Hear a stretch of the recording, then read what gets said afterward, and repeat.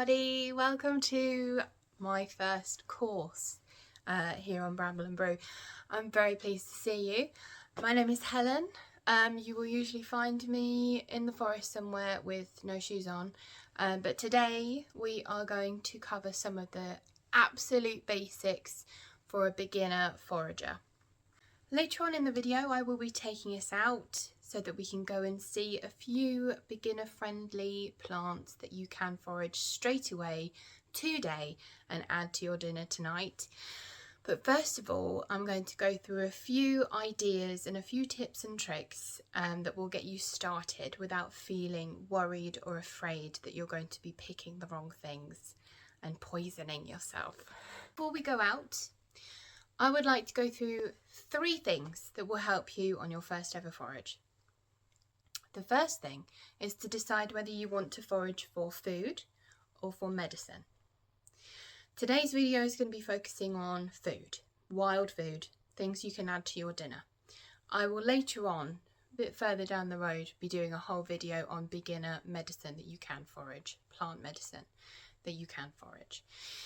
But first of all, this video is going to be focusing on food. So if you would like to forage specifically for medicine and not wild food, then a new video based on that will be coming up later on. Secondly, before you go out, it's a very good idea to decide exactly where you're going to go. If you're a person that goes on a lot of walks, you probably have seen many things that you can forage already, just not knowing that they're there. The best places to go are the most wild spots that you have around you. But things that you can forage, wild food grows everywhere. It grows out of cracks of pavement and along roadsides. And so much as the best place to go would be a very wild area, you can forage things at the side of the road. You probably have a lot of foraging knowledge already. You'll notice when we go out later, the things that we are focusing on initially, the beginner friendly plants, are probably things you already recognise and you already know, you just maybe didn't know that you could eat them. I would suggest before you start to actually pick things, you go for lots of walks around your local area, and instead of focusing on where you want to go, focus on the plants that are around you. See how many of them you can already identify. Look them up perhaps on your phone. I have an app on my phone that's a plant identifier. I think that's very helpful. I also have a lot of little pocket foraging books.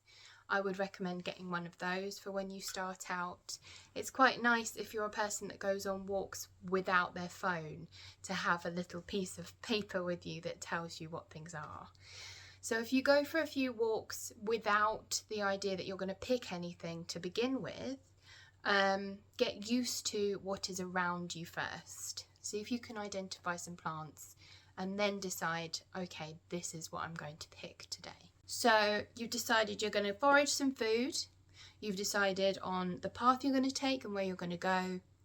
Lastly, before you go, you need to know about the law, about the ground rules and the general sort of foraging guidelines that we follow, whether it's legal or not. We forage generally in wild areas, public parks, public areas, places that aren't necessarily owned by a particular person. In these areas, you can pick pretty much as much as you want. Within the caveat that you would pick as much as you need and leave as much as you can, because we want to leave things for other foragers and we want to leave things for pollinators, for animals and the natural environment. We don't want to decimate any populations here. That's not what we're about. We want to pick what we need and leave behind what we don't. Another rule to be mindful of is we don't generally pick anything that is on somebody else's land without their permission. Now, it is not illegal to pick something that is growing wild on somebody else's land. However, if you go specifically onto someone else's land in order to pick that thing, you will be trespassing. So it's generally a good idea to stick to wild areas, public areas, and there's an abundance in these places. You really don't need to be trespassing on somebody's land just to pick something. Final thing to be aware of is that we do not destroy or uproot any plant life when we're foraging. Even if it's on public land, it is illegal to uproot plants anywhere you go. You don't uproot things. Having said that, I personally take it with a pinch of salt, only because I don't think anyone's going to complain at you for uprooting a dandelion, for instance. If the species is invasive and there's a lot of it when there shouldn't be, or if it's a general weed that people aren't at all interested in, I don't think you're going to get in trouble for that. But I have to say, what you're supposed to do is to not uproot anything on public land or on private land. That doesn't go for mushrooms. Mushrooms you can pull up, because when you pull up a mushroom, it doesn't destroy the underlying mycelium. A lot of people think that it does and that you should cut a mushroom. I think that's false. The living thing is under the ground. You're not destroying any of that by plucking a mushroom out of the ground. The mushroom is the fruiting body. Underlying that is the mycelium. That's the living organism. You're not hurting that. I have to lay out the ground rules before you start, so that you know that you're doing things right and there's nothing that you should be worrying about. If you're on public land, you can pick whatever you want. Just make sure you leave behind enough for the wildlife. Having said all of that, that's your intro out of the way. That's the boring stuff done. Let's go and find some plants, shall we? No, here we are. We are out here. Now, this is a path that I walk every day. This is just a basic British hedgerow, okay? I live in Wiltshire and it is March the 6th, so it's the very beginning of springtime. And at the very beginning of springtime, this plant is in abundance and it's in the perfect condition to pick. I reckon every single one of you watching this video knows exactly what this plant is. This is a common nettle. It's a stinging nettle. Urtica dioica. This plant is incredibly nutritious. Incredibly nutritious. Rich in vitamins A, C, K. It has iron, it has magnesium, it has calcium, it has protein, and it's delicious. You can manage to don your marigolds and collect a few of these babies. You can put them in a soup. Nettle soup. It's one of my absolute favourites this time of year. You can put them in a soup. You can use them like spinach. There's so many nettle recipes. I will be bringing my own very soon, of course. But for now, this is one you can go out and pick today, because they're everywhere. They're really good for you and they're tasty.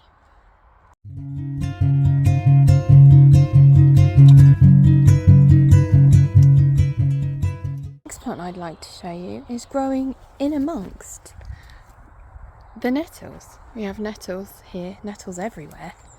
In amongst the nettles, you can see this guy. This is another plant that I'm sure you're already familiar with from childhood. Plant is cleavers. Cleavers is also known as goosegrass, sticky willy.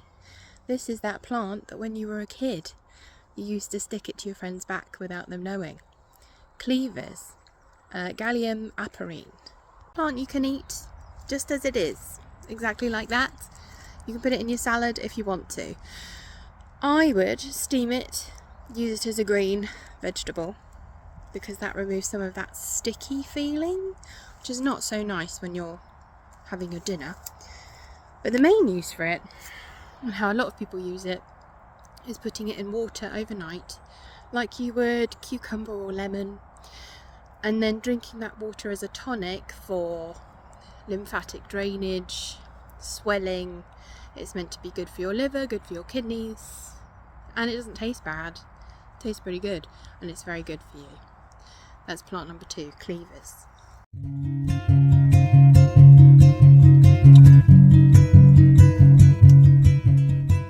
Three is sitting just next to me here, and I hear you say, Helen, that is a dandelion. And I would say, yes, it is. It is indeed a dandelion. Dandelions are edible. Did you know that? Not only are dandelions edible, they're really, really good for you. So a common dandelion, Taraxacum officinale. This guy you can put in your salad. You can steam it and use it as a vegetable. It is very bitter. But if you can get over the bitterness, it is actually quite a nice green vegetable. Let me get up here. Okay. Try it. A lot of these wild foods, you're going to find the first time you taste them, you might not like them. But after you become accustomed to the different flavours, it's actually really nice. And it can become some of your absolute favourite food. So dandelions, you can boil them for quite a long time. It takes some of the bitterness out, and then eat them like wilted spinach. Most of these plants, most of these herbs, you can also dry out and use as herbal teas, which have medicinal properties, but I will go more into that in my dedicated medicine video. But for right now, my suggestion with dandelions would be to use them in a pesto. That's what I tend to do, because I do find the bitterness a bit jarring if I eat them in a salad on their own. But in a pesto, you can pretty much add any green leaf to a pesto, and as long as you've got garlic in it, it'll taste great. It'll be much better for you than store-bought pesto. So that's plant number 3.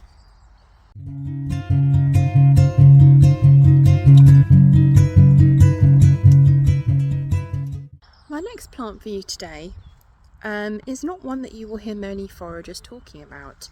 I have this with me here, Forager's Calendar, a very, very lovely book by John Wright, very helpful. I would suggest you get yourself one. It's not even mentioned in that, but it is one of my personal favourite greens to add to salads. Where most wild greens can be quite bitter, this actually isn't bitter at all in my opinion. This plant here, this is vetch, Vicia sativa. It's in the pea family. All of these plants that I've shown you today pretty much grow everywhere. They grow in hedgerows, they grow in wild spaces, they grow in sort of barren landscapes like this, where just places that aren't very loved, so the wilderness can just take over. Vetch is another one. You will find it in hedgerows, you will find it in fields, that's where I am. It's very easy to identify because it has these twirly whirlies on there, these tendrils. Because it's a pea, it wants to climb. It has these concurrent leaves, parallel leaves. It's not easily mixed up with anything else, which is very good for a beginner. The same with the rest that I've talked about today. Everybody knows what a dandelion looks like, and if you're not sure, don't pick it. Leave it alone. That's really important when you're foraging. If you're not absolutely sure what it is, leave it alone. But pretty much everybody knows what a dandelion is. Pretty much everybody knows what a nettle looks like, and if you're not sure if it's a nettle, if it stings you, then it's a nettle. And most people, I'm sure, are familiar with cleavers, because cleavers is something that we all played with when we were kids. You also can't really confuse that with anything because of the sticky nature of it. You know, nothing else sticks to your clothes like that. Vetch is a little bit more specific. This one you probably could confuse with other things. But Something to look for are these tendrils, because that indicates that it wants to grow up something, just like the pea family always does. And the small leaves that grow on opposite sides of the stem, like this. Birch is one of my absolute favourites because it tastes good. It tastes like fresh peas.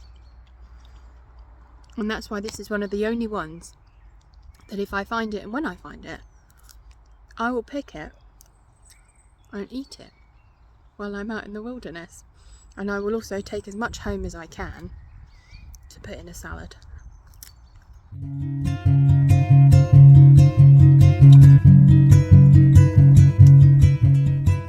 This is our last plant for the day. This is primrose, Primula vulgaris. It's a beautiful flower and they grow everywhere this time of year. Again, I'm on a path. This is just growing in the hedge next to the path.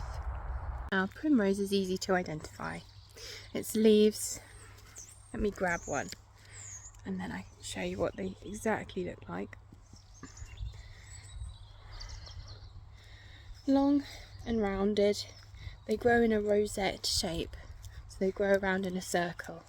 And if you wait until they flower, and you see these beautiful yellow flowers, heart-shaped yellow flowers with a darker bit of yellow in the middle, that's a primrose. A primrose, the young leaves are very tasty. They're quite sweet actually, they're not too bitter. The older leaves will start to get a bit bitter. But what's nice about the primrose is how lovely these flowers are to eat. Sweet, and they are floral. Often at Easter time people will crystallise these and put them on top of cakes, but they are just really lovely to eat.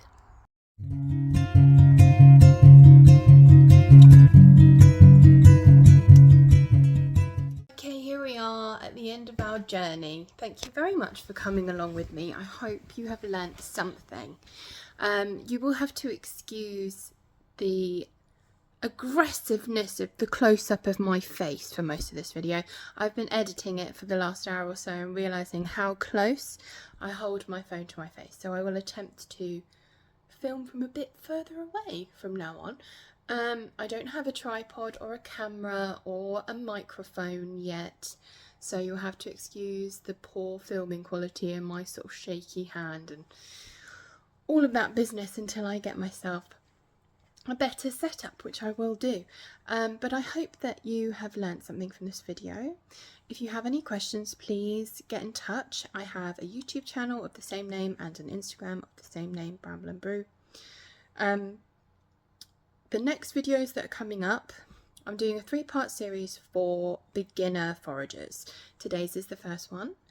The next video will be concentrating on medicinal herbs that you can forage, beginner-friendly medicinal herbs. That will be the next video. I'm doing it again, I'm holding it really close to my face.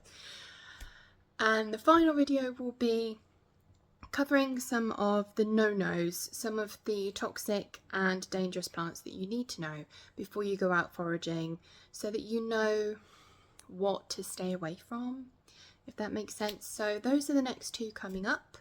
This video will be on my YouTube channel as well as being a free course on here. I hope you enjoyed it. Get in touch, let me know. Thank you for watching. See you next time. Goodbye.